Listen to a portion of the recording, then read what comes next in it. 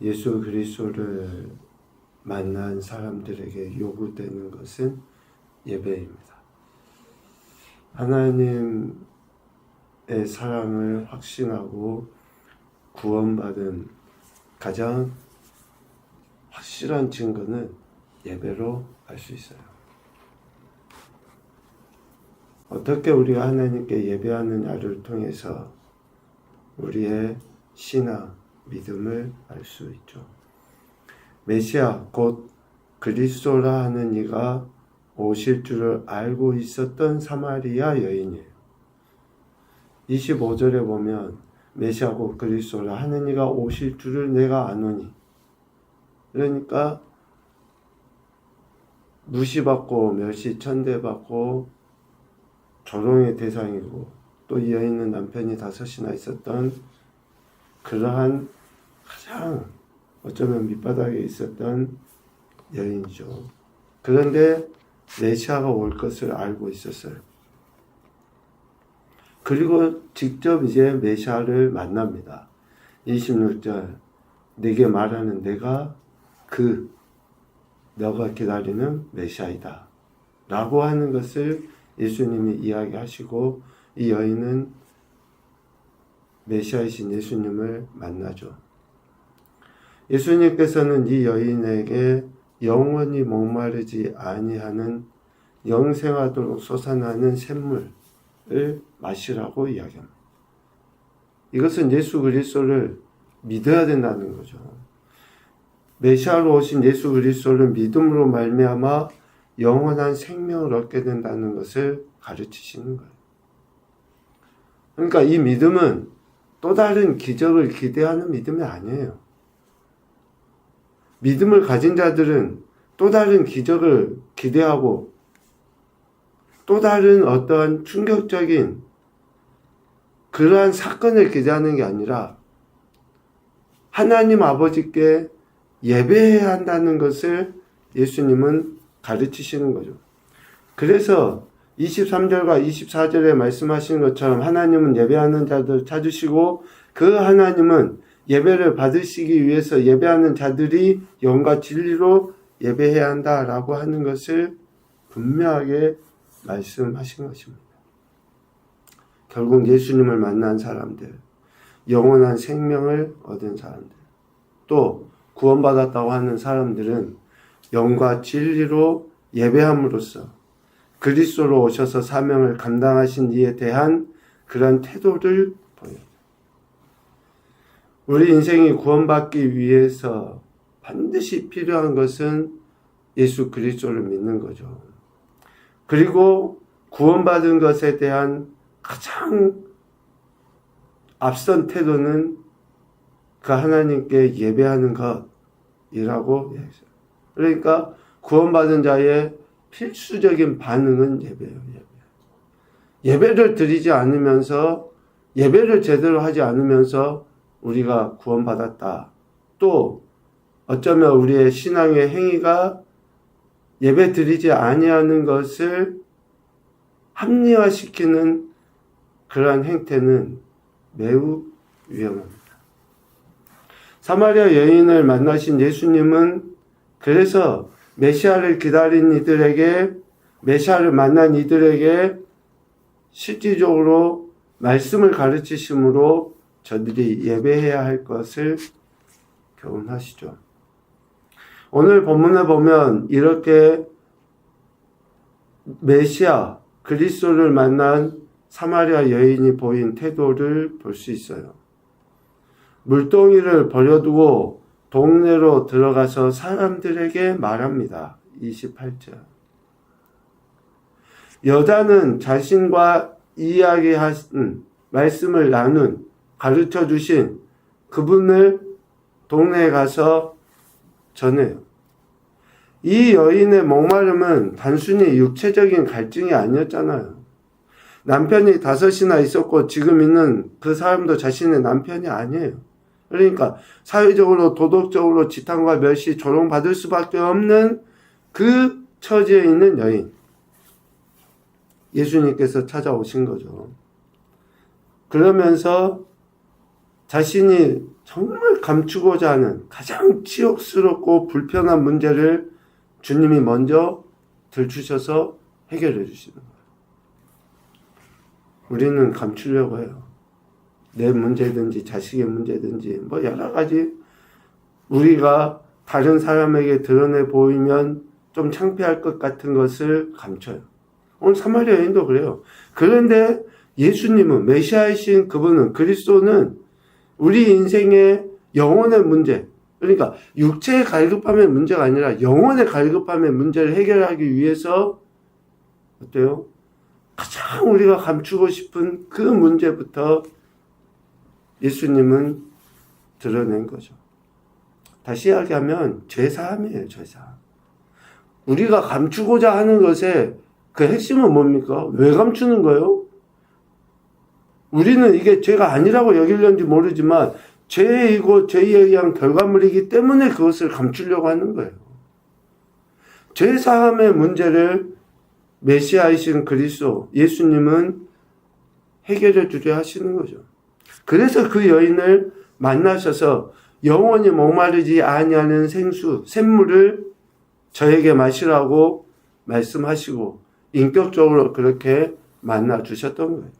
그렇게 만나고 나니 이제 더 이상 육적인 갈증, 그것이 문제가 되지 않아요. 그는 28절처럼 물동이를 버려두고 동네로 들어갑니다. 그리고 29절에 사람들에게 선포해요. 내게 말한 사람 곧 그리스도를 와서 보라 라고 전합니다. 자신 외에 동네에 살고 있었던 사람들, 마치 아무 문제 없는 것처럼 그렇게 살아가고 있는 그 사람들에게 가서 그리스도를 와서 보라 라고 이야기해요. 이 여인은 수치스러워서 한낮에 사람들이 가지 아니하는 시간에 물을 기르러 가고 자신을 감추려고 애를 썼지만 이제 메시아이신 예수 그리스도를 만나고 나서는 동네에 있는 사람들은 자기들은 마치 그렇지 않는 것처럼 거룩하고 성결하고 뭐 굉장히 도덕적이고 의시될 수 있는 그런 사람들에게 가서 자신이 만난 그리스도를 전합니다. 더 이상 육체의 문제 또 혹은 사람들의 비난과 조롱에 연연하지 않겠다라고 하는 그런 결단의 표현 아니겠습니까? 더 나아가 사람들 앞에서 자신이 만난 예수 그리스도를 담대히 선포함으로 자신의 믿음의 확신도 가질 뿐만 아니라 앞서 이야기한 것처럼 아무 문제 없는 것처럼 살아가고 있는 그 안에는 꼭 진짜 우리 인생이 그런 것 같아요. 회칠한 무덤 같다라고 하는 이야기 하잖아요. 도덕적으로, 양심적으로, 어쩌면 신앙적으로 뭐 어떤 직분을 가졌기 때문에 우리는 굉장히 되게 막 성결한 것처럼, 거룩한 것처럼 이야기해요.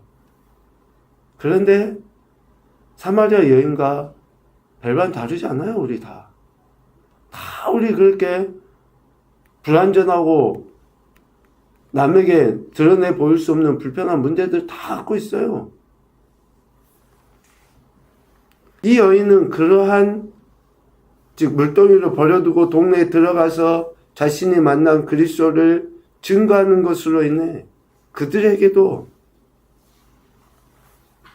주님을 만날, 메시아를 만날 수 있는 기회를 제공해 준 거죠. 이렇게 담대하게 증거한 사마리아 여인에 의해서 39절로 보니까 그 동네 중에 많은 사마리아인이 예수를 믿는지라 라고 들어요. 그들이 이제 사마리아 여인의 이야기를 듣고 예수님을 만나게 돼요.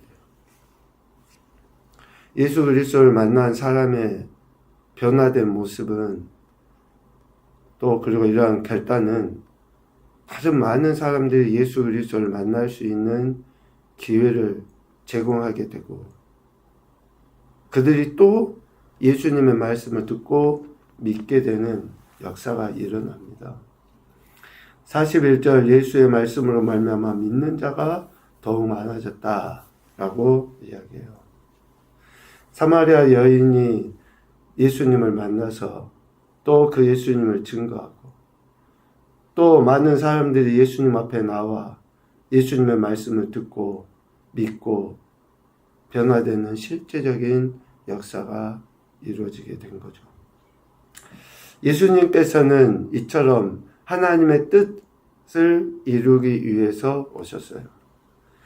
지금 예수님과 함께 다니는 제자들은 육신의 양식으로 여기죠. 육신의 양식만을 양식으로 여겨요.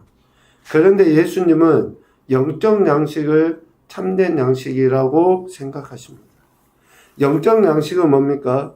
자신이 하나님의 뜻을 행하며 하나님께서 맡기신 구원의 사역을 완성시켜 나가는 것이 예수님에게서는 영적 양식이에요.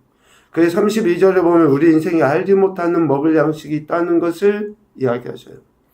내게는 너희가 알지 못하는 먹을 양식이 있다. 35절에 보면 이 예수님의 양식은 추수 때와는 상관없이 얻을 수 있다. 우리 인간의 육의 양식은 추수 때가 돼야지만이 얻을 수 있잖아요. 그런데 영의 양식은 세상의 추수 때와는 전혀 관계가 없어요. 뭐 한겨울에라도 얻을 수 있는 양식이라는 것을 이야기해요. 이것이 바로 예수님이 가지신 양식, 우리 인생은 알지 못하는 그런 양식이라는 것을 이야기하죠. 이렇게 예수님의 양식은 우리 인간으로서는 이해할 수 없는, 그리고 어쩌면 자연의 섭리와도 상관없이 언제든지 먹을 수 있는 그런 양식. 그래서 이 양식은 36절에 이야기하죠. 뿌리는 자와 거두는 자가 함께 즐거워하는 양식이에요. 뿌리는 자와 거두는 자가 함께 즐거워하는 양식. 세상의 양식은 달라요. 그런데 주님이 가지신 양식, 진정한 영의 양식은 바로 이러하다라는 것을 말씀하시죠.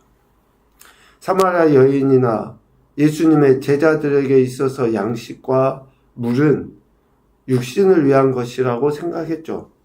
사마리아 여인도 그렇고 예수님의 제자들도 그렇습니다. 어쩌면 우리도 그러지 않습니까? 내 입에 들어가고 내 배를 불리는 것만이 양식이라고 생각하는 거 아니에요? 그러니까 아침 일찍부터 밤 늦게까지 수고하면서 육신의 필요를 채우기 위한 일에는 열심히 해요. 그런데 예수님으로부터 공급되어지는 샘물과 또 그 양식이라고 하는 말씀은 우리가 별로 그렇게 중요하게 여기지 않아요. 그것을 먹지 않아도 지금 당장 우리의 기갈이나 기근이 되지 않는다고 생각해요. 주님으로부터 공급되어지는 것들, 오늘 사마리아 여인과 예수님의 제자들이 처음에는 그랬어요. 그런데 예수님을 만나고 난 이후에는 이제 달라지죠. 진정 갈급함을 해결하는 것이 뭔가, 진정 배고픔을 해결하는 것이 뭔가 라는 것을 알게 되는 거예요. 왜 우리가 신앙생활을 합니까?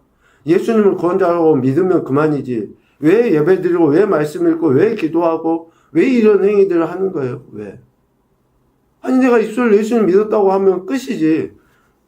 10년 전, 20년, 30년 전에 예수 믿었어도 내가 죽은 순간까지 그냥 내가 예수님 믿는다고 말 한마디 해보면 그만이지.